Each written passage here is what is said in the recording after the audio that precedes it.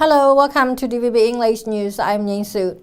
Following the 2021 military coup, Senior General Myanmar head State Councillor Aung San Suu Kyi, President Win Myint, and other high-profile National League for Democracy members detained.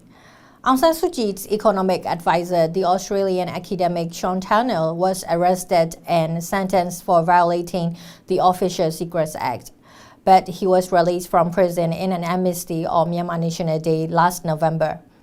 His latest book documents the 650 days he spent in detention. It's called An Unlikely Prisoner. DVB interview presenter Naypyidaw sat down with Turnell to discuss his experience being jailed by the military in Myanmar. Welcome to our program, Professor. Thank you very much, Naypyidaw. It's a very great pleasure to be here. Professor, you have already written a book and focusing on your experience in Myanmar during the critical period. So could you please tell me a key highlight you have included in this book? Yeah, so the book is called An Unlikely Prisoner, and that sort of captures in many ways what happened, right? You know, I was there in Myanmar helping the National League for Democracy government and also, of course, engage in economic reform, both to make Myanmar a much more prosperous place, but also to create the economic foundations for democracy and peace and so on as well. And I think we were making really good progress with lots of things going wrong along the way. Of course, the terrible events in Rakhine, and then of course we have COVID and all that sort of thing. And all the way through, we battled the military. We were always worried that they were going to come in, but even apart from that, they were always in opposition to the reform. So it was a bit of a struggle. But, you know, as I say, I think things were really going well. And I think the second term of the NLD government would have been really incredibly productive because, you know, some great economic plans have been written. You know, the wonderful economic reformers in Myanmar, many of whom I was imprisoned with, just had everything ready to go. So, you know, it's so frustrating. So the book deals a little bit with that, but mostly it's about my capture by the regime on the 6th of February 2021, and then my imprisonment firstly with special branch in this thing that I call the box, then in insane prison, and then up to Naypyidaw where I was put on trial with Dorsu and some of my other colleagues and spent a year up there, then transferred back to insane where I met many of the prisoners on death row, actually. And again, they were incredibly generous, people in the most terrible circumstances. Again, incredibly generous to me and sort of once more underlines that quality of Myanmar people in my eyes. And then finally, dramatic release in November last year. Yes. Professor, when the coup occurred, what were your initial reactions and response to the situation?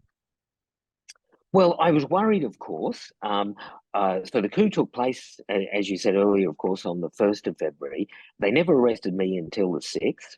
So on those 5 days in between times, I tried to, I knew I was at risk and, you know, I thought, gosh, it's time to get out. But of course, as people will remember, this is the middle of COVID. There were no scheduled flights. And so it was very difficult. I also felt, to be honest, I felt reluctant to leave my Myanmar friends anyway. So I probably dithered around a bit too long, to be honest.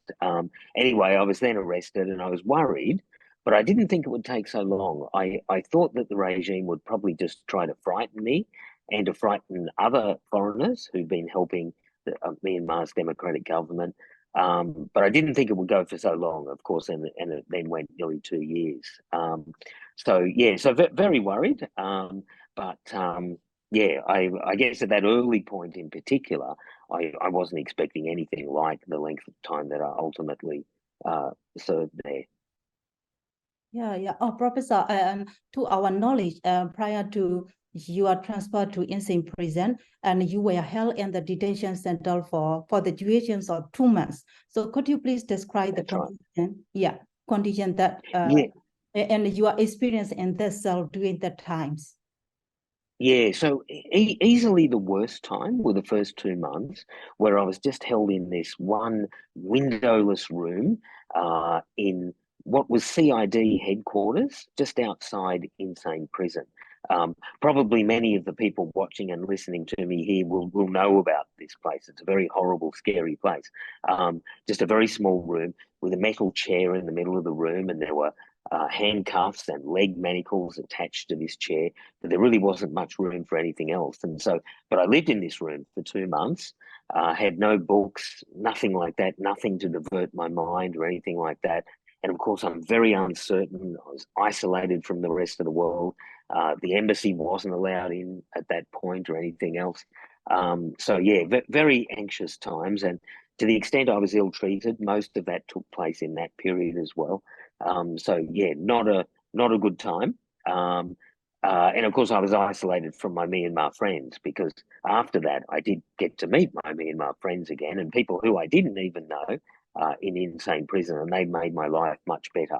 But certainly that first 2 months were pretty awful. They ill-treated me in various ways, but most of all, I could hear, most worryingly of all, I could hear the sounds of Myanmar prisoners being tortured. And that was very distressing, of course. And I think my captors wanted me to hear that as a way of sort of, trying to frighten me, etc. So yeah, so the first 2 months were pretty horrible, but even that said, I knew all along, even then, that I was being treated, as bad as it was, I knew I was being treated better than the way they treated my Myanmar colleagues. Yes, and then you were sent to insane prison, and then how was the situation there? Well, it was pretty horrible. So as, again, everyone on this would know, insane prison's a pretty horrible place. But I met up with many Myanmar people who really looked after me. And in the book, I described them a lot, but Paye too, this wonderful young man, I'll never forget, he came up to me as I was put in the prison, and I spent 2 months in the box, and I wasn't feeling very good. And he came up to me and said, "Sean, you're safe now, you're with us." And that was just such a marvelous thing. And so I made very firm friends with him, of course, and another wonderful man called Kin Mong Shui, who usually went by his Muslim name of Yaqub. He was just absolutely wonderful to me. He looked after me. He was my protector. He just did so many things, just a wonderful person. And I'm afraid to say that ended very, very sadly, though, because so I was 6 months in insane, transferred up to Naypyidaw, put on trial for a year, then transferred back to insane, as I mentioned earlier. And when I got back, I found out that Kim Mong Shui had been murdered by the prison guards. A fake sort of fight had been created in the prison, I think deliberately to target him, because many of the authorities were quite frightened of him. He was a very forthright man, stood up for himself, stood up for the rest of us, and stood up for people like me. So that was very distressing when I found that out later. But certainly, though, in the period that I was in insane, in that first period, he helped me. But yeah, all of these people in Myanmar helped me. And again, their situation was often much worse than mine. But whatever little they had, they shared it with me, and they were just wonderful. So yeah, so in many ways, even though the situation was awful, I felt almost an affirmation of life, because I just met these people who just showed me, I think, the spirit of courage and resilience. And I was lost in admiration for them then, and I'm lost in admiration for them now. Professor, after your time at the insane prison and you were transferred to Naypyidaw prison again, and could you please share your experiences? So we were all then sent, so myself and my co-defendants were sent up to Naypyidaw Detention Centre, and we were joined there by Daw Suu a few weeks later. Naypyidaw Detention Centre is meant to be a place for people who have not been convicted of anything. So technically they're not even prisoners, not guilty of anything, even under the regime's definition. And yet conditions there were much worse. It was a horrible place. I lived in Naypyidaw, of course, for a number of years, and so I wasn't against Naypyidaw itself. I got to like the place when I was free there. But everyone, again, watching and listening to this would know that the weather in Naypyidaw is awful. It's really hot, and when it's not hot in the monsoon, it's bucketing down rain. It's a very uncomfortable place. And this Naypyidaw Detention Centre, again, even though it was full of people who were not convicted of anything at all, The conditions were much worse. The cells were worse. The food was worse. The guards, many of the guards were good. There were some good people even amongst the guards, but overall they were worse as well. Some particular bad types. Yeah, so pretty awful place, Naypyidaw.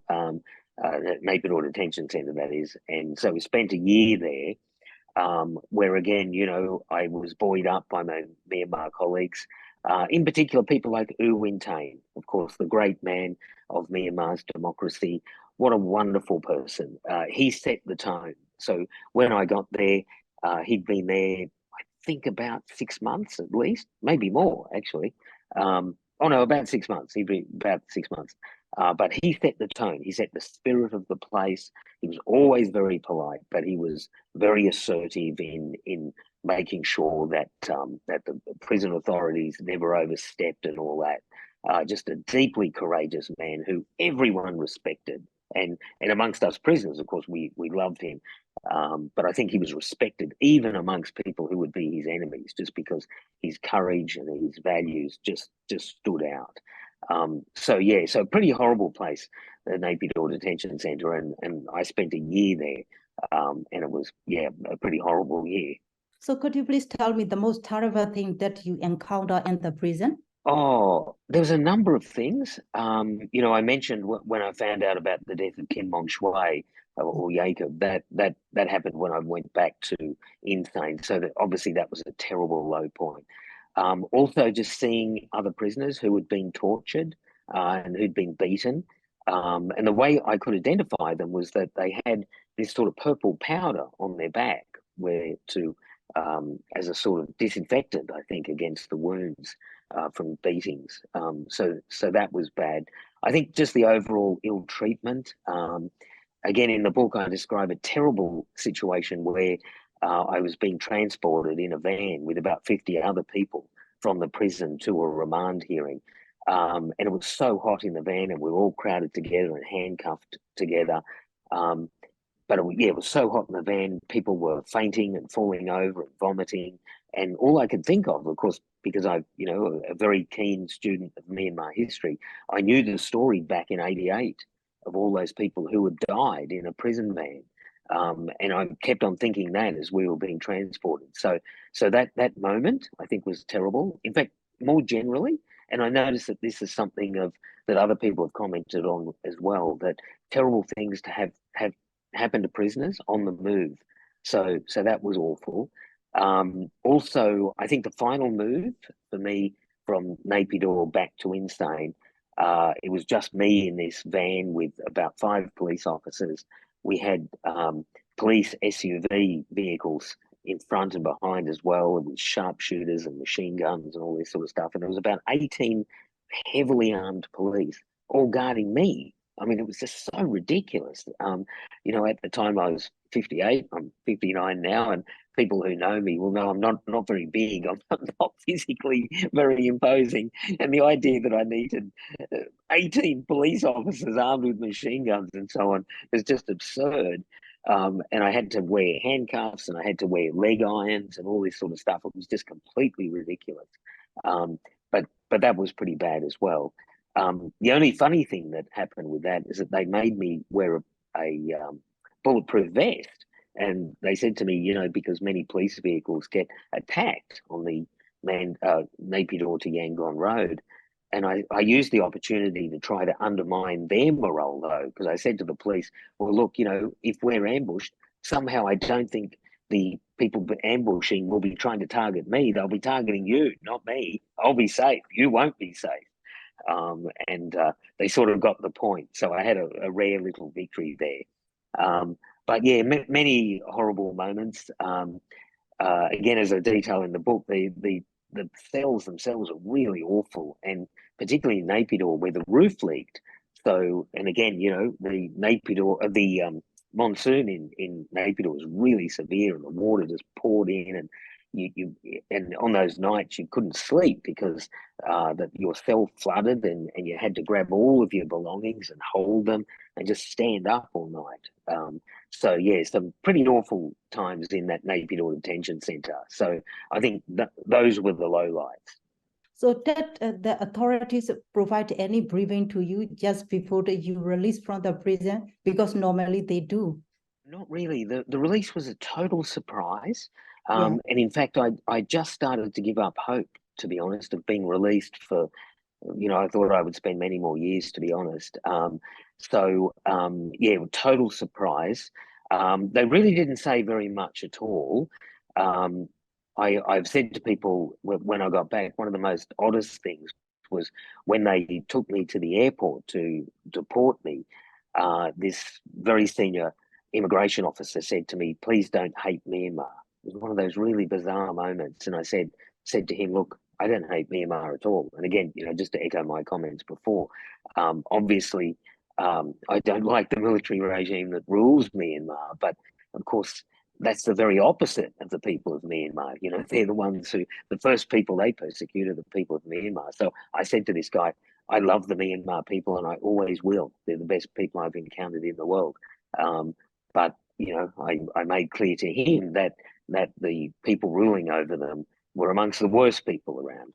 Professor, in one of your interview, and you mentioned meeting Aung San Suu Kyi. So could you please share what she said to you during this encounter? I met Daw Suu every week for a whole year. So our trial took a whole year, and we went to the court every Thursday. And in the mornings, we would have about half an hour where we could talk, and she was wonderful. So just to reassure people in Myanmar, Daw Suu is exactly as you remember. She's strong, she's resilient, she's full of hope, she's funny, she's clever, and she just kept the spirits of all the rest of us up. In fact, she was more concerned that she never complained once about herself or anything like that. She was always concerned to keep our spirits up. She was very concerned to tell us things like, "Look, don't get too caught up in all the quasi-judicial things that you see around you. This is all nonsense. It's not a real court. The charges are crazy." And yeah, no, she was just absolutely wonderful. So I'm distressed now to hear that she's unwell. But the Daw Suu that we know and love was very much on display every time I saw her. Now, Aung San Suu Kyi is now in her 70s, so there has been the reports of her health condition. So it seems like the deteriorating, including the recent toothache. And what message or concern would you like to convey regarding to her health conditions? I mean, it's just terrible that the conditions they hold her in. I would be, I think, one of the last people to have spoken to her that's been released. So I spoke to her almost a year ago now, just a few weeks short of a year ago, the very last day of our trial. And where again, inspiring message that she left us with, not to give up the struggle, thanking us and so on. But the conditions she was in is pretty awful. It's not like sometimes the regime likes to spread stories that she's under some sort of house arrest, or even to say that she's well cared for and so on. That's just not true. Not true. I was about 100 meters away from her in the Naypyidaw detention centre, where they built this little structure to house her in, but it was not in any way luxurious. It wasn't even comfortable. And it's just shameful, the way that they would treat someone of her eminence, a woman of her stature and bearing and age and so on. So unfortunately, I'm not surprised that she's ill. But again, I suppose if there's anything good to say, just to reiterate what I mentioned earlier, that in terms of spirit, intellect, character, she is absolutely unbroken. Yes, sorry to hear that. Yeah. Professor, let's go to the current situations. So after the United States imposed sanctions on the Ministry of Defense and two region controls financial institutions, MICBs and MFTB. So for the time being, SAC is facing the economic and financial crisis. So my question is, to what extent it will impact on SAC? I think it will impact a lot. I think these sort of strategies are just what the rest of the world should do. I think the sanctions question is an interesting one now, because it used to be back in the old days that sanctions were about trying to change the behavior of past military regimes in Myanmar. But I don't think that's possible under this regime. This regime has already imposed massive economic costs on the country, immense suffering on the people. So they don't care, they don't really care if the economy goes down. So when we think about sanctions, what we have to think about is not changing their mind, because that's not going to happen. So we just need to think about how can we reduce the capacity, the capabilities of the regime in imposing their will and the suffering they impose on the Myanmar people. And the answer to that, it would seem to me, is by restricting their access to foreign exchange. Foreign exchange is what the military need to buy the military equipment, the munitions, all the rest of it. So if we can target that, it seems to me that's the best thing that the international community can do. So I really applaud what the US has done in the case of MICB and the MFTB banks. And I think we can think further down the track. I'm also very heartened at the way that some other countries have lined up on that. I think some of the moves by Singapore in recent times has been really good too. So, so this is the approach, I think. It's incredibly well targeted. These banks don't serve the Myanmar people at all. They are just about divvying up what little financial resources Myanmar still has to the military. So sanctions on them are incredibly well targeted. So I think that's the way to go. Are there any potential scenario in which the SAC might utilize Singapore's and time bans as conduit for the unofficial money transfer? So the regime will try to do all sorts of things to move money around, and they'll use the informal sector, etc. There's no stopping that in a way. The best thing we can do is to try and freeze off the more formal stuff, which is often what the suppliers of arms want. So that's why I think that is still very useful.